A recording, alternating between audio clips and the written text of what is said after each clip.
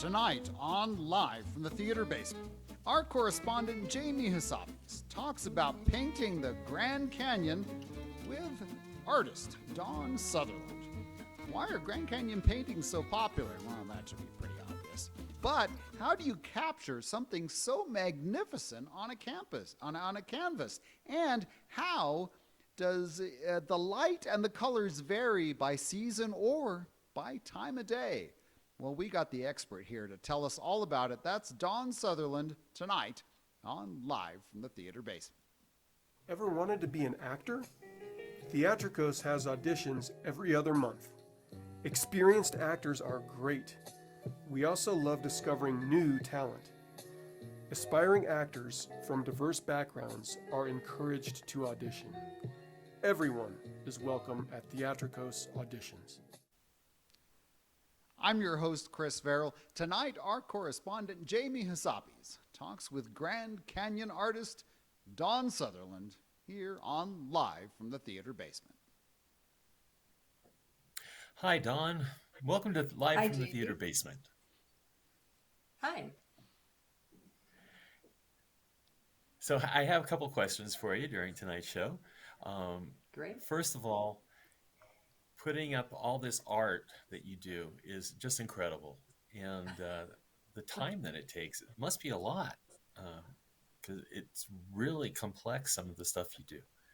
So how much time does it take? Depends on the painting, depends on the inspiration. If I'm painting outdoors, you have about 2 hours to finish a painting. And you just have to learn to paint fast. Indoors, painting studio paintings, there's a lot more time to get the details down, to plan things out. So I'm in the studio probably every day that I possibly can, anywhere from 9 a.m. till 3 or 4 in the afternoon. Oh, wow. That's a lot of time that you spend in the studio. And that's awesome. And you can tell by the looks of your paintings.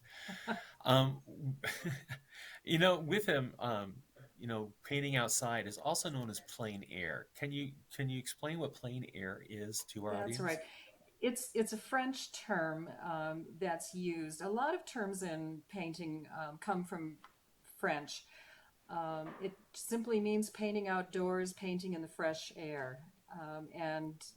The French Impressionists were the first to take their equipment outdoors back in the 1800s. And so the term naturally is used in French. So anyway, that's why that term, and it just implies taking all of your gear outdoors and having at it. So how often do you go down to the canyon and paint, live from there, or their plein air? I'm lucky that I live just 90 minutes away, so I really, it's an honor and a privilege to paint there anytime, especially during the Celebration of Art event. But I can go, every other week or so if I care to, and just get some fresh scenes. I'll usually leave here about, 6 in the morning, be up there by 8 or 7:30, and then paint up until the shadows fade, and take a break midday, and then paint again in the afternoon, starting around 2 or 3 in the afternoon. Wow. What is the interest, or why are people so interested in paintings of the canyon, especially those when you're down in the down at the river? Those are some fabulous paintings Sure. that get down there. That's another challenge. I think when people see the canyon, they want to take a piece of it home with them. I often paint just small paintings for visitors that will be able to take them home in carry-ons. And typically when you do paint outdoors, you do paint smaller canvases. So I'll paint a little 8 by 10 or 9 by 12. And that's just a good, easy size. Painting on the river is another challenge. packing all the gear that you possibly could use down there, because if you forget something, you're not going to go back home and get it. So just making sure you have all of your equipment is one thing. Our equipment tends to be very compact. I carry everything I need, which fully loaded amounts to about 20 pounds in a backpack. So when I'm going anywhere, I can just sling it on and take off. Wow, you must be very organized. You have to be. You're You talking. really have to be. There's nothing worse than being somewhere and realizing you left your brushes home. Yes. Um, you're talking about the painting, the shadows leaving, and things such as that. I know I've been down at the base of the canyon myself, and I've noticed that, you know, the shadows move so quickly. How do you capture that? What do you do to maintain that image? Get on site early. When I paint at Celebration of Art, I usually am up at 4:30, on site at 5:30 or so, and the first thing I do is to sketch whatever the scene is that I think I want to paint. And then after I feel good about the sketch, and it's just a little quick sketch, blocking in shadows, then I'll start doing that with paint on my canvas and note where the shadows are. Sometimes then taking a few cell phone pictures so I have a good referral. And then getting down to the business of painting.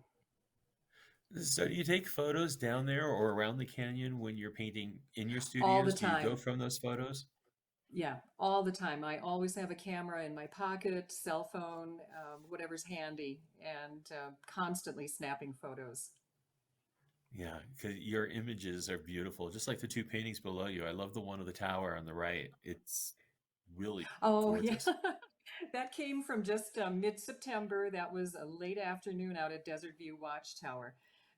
The chamisa was blooming all over the place. And, what you don't necessarily see in a painting are the bird calls, the fragrances. Those chamisa were they had clouds of butterflies nectaring on them. So anytime you walked past them, a little cloud of butterflies would fly up.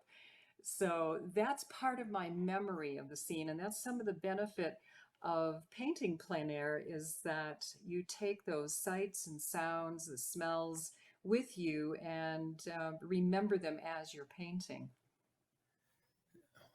Wow. Um, and I was going to ask while you're doing that, how do you interpret that in the paint from what you're hearing, and smelling as well? Do you add more vibrancy or what? Probably so. With that particular painting, I really wanted to show how the sunlight skimmed across the top of those chamisa blossoms. So I took a lighter color paint. This gets into technical stuff, but the chamisa blossoms that are in shadow, you mix a little bit of lavender in with them, and that drops that sharp yellow look. But if you want them to stand out, then you can just apply some lighter, brighter yellow, and that indicates where the sun is coming through.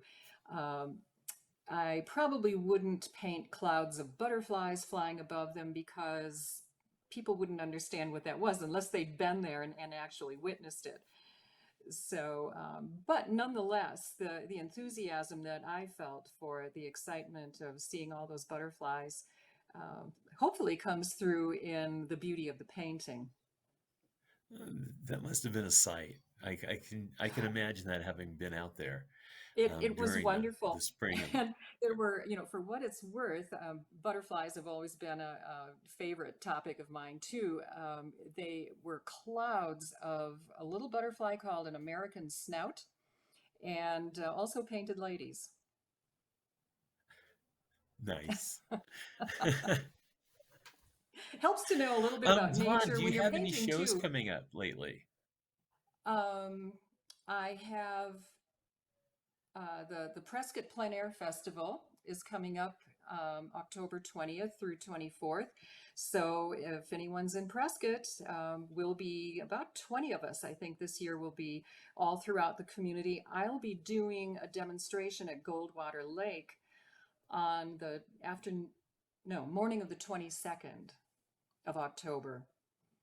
So the Nice. show is at the Touchmark on the 24th, and then following that, paintings that haven't sold will be taken to the Phippen Museum, and there'll be a show opening there for the month of November.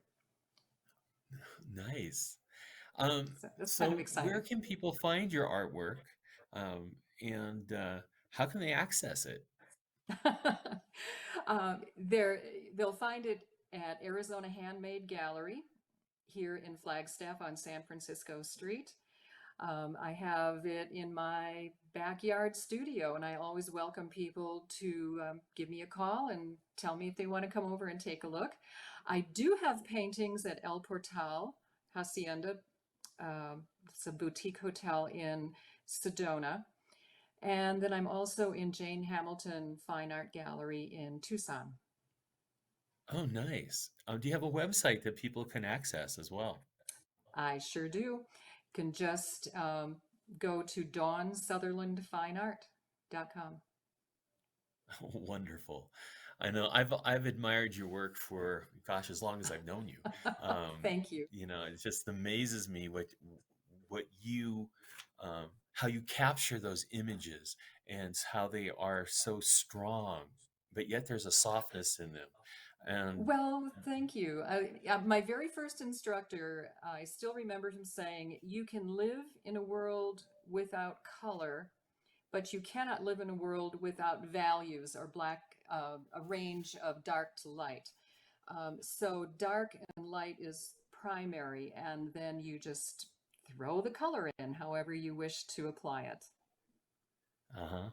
Well, nice. Well, I want to thank you for joining us tonight, and I hope to see you soon. I'm sure I Oh, you will will. soon. And thank you again for joining us here on Live from the Theater Basement. You're welcome. Yes, Virginia, there is a Santa Claus. 8-year-old Virginia O'Hanlon asks the editors of the New York Post, "Is there a Santa Claus?"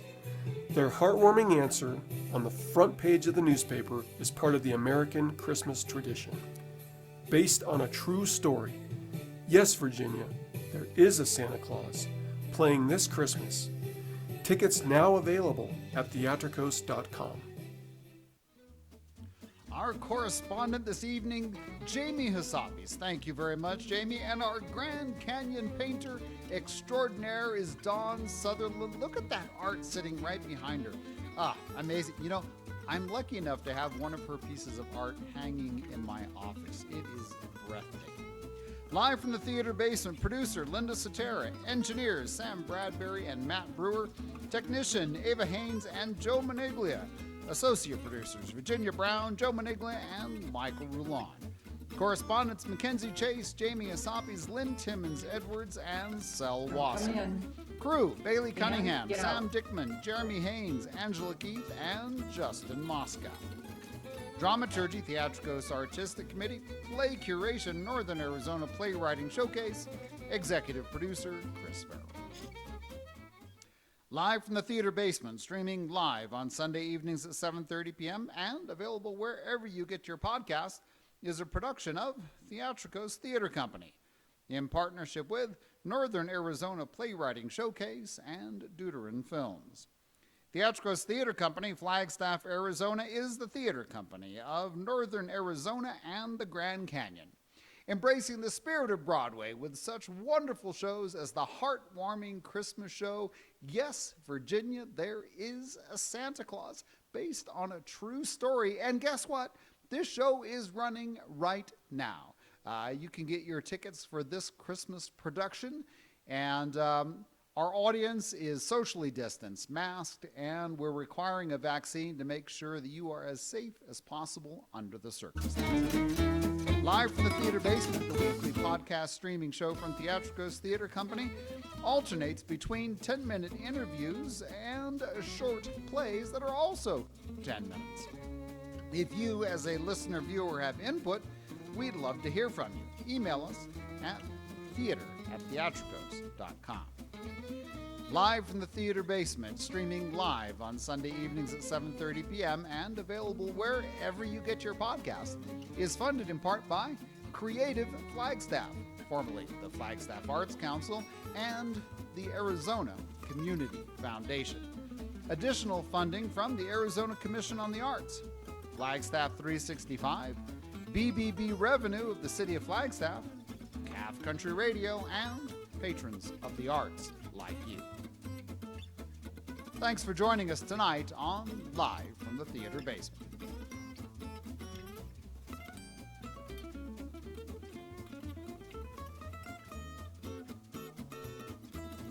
This is Theatrikos.